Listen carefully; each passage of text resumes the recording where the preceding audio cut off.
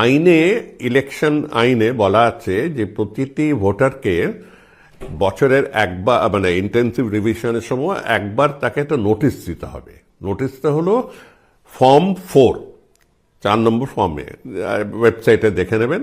সেখানে বলা হচ্ছে, মহাশয় বা মহাশয়া, আপনার নামে আমরা এই ভুল পেয়েছি বা আপনার নাম এই আছে। তা না করে পুরো জিনিসটাকে উল্টে দেওয়া হয়েছে। উল্টে বলা হচ্ছে যে আমি তোমাকে একটা এনুমারেশন ফর্ম দিলাম, তাতে এক গাদা ডিটেল আছে, এবার 2002 তোমার নামের সাথে মিলছে কিনা তুমি বলো। পুরো জিনিসটাই উল্টে গেছে। এটা কোনো দরকার ছিল না। ইন্টেন্সিভ রিভিশন করে মৃত লোকদের, ভুয়ো লোকদের, যারা চলে গেছে তাদের নাম বাদ দেওয়া যায়। আমরা আগেও করেছি তো, সব কটা ইলেকশনে তো এরমভাবেই চলেছে। একটু জল মেশানো থাকে রোলে, কারণ পারফেক্ট করা যায় না, কিন্তু সেই রোলেই তো নরেন্দ্র মোদী জিতেছেন, মমতা ব্যানার্জি জিতেছেন, তার আগের পরে তারা সবাই জিতেছে। এই যে লাস্ট রোলে যে জিতেছে, তার মানে কি সব ইনভ্যালিড?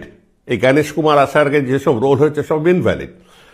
ওর কম্পিউটারে কেন একটা ডিটেল খুঁজে পাওয়া যাচ্ছে না বলে সে লেফটেন্যান্ট কর্নেল হোক, আর সে প্রফেসর হোক, আর ভাইস চ্যান্সেলর হোক, কোনো কিছু না দেখে তাকে এক বলছে হাজির হও। এই কি রে বাবা, আমার কাছে হাজির হও। এই হাজির হও জিনিসটা কিন্তু ইলেকশন কমিশনে আগে ছিল না। এই ফর্ম ভর্তি করে আমার কাছে এসে মাথা নত করে দাঁড়াও, আগে ছিল না। সেই এসপি সেনার আমল থেকে ছিল যে মানুষকে আমরা বলবো আপনার বেশি সংখ্যায় নিজেদের নাম ভোটার লিস্ট লিখুন এবং ভোট দিন।